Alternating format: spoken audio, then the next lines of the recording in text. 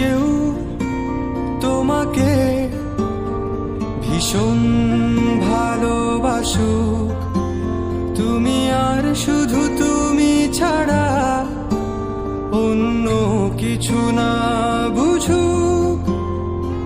কেউ তোমার কোলে মাথা রেখে ভীষণ হাসুক,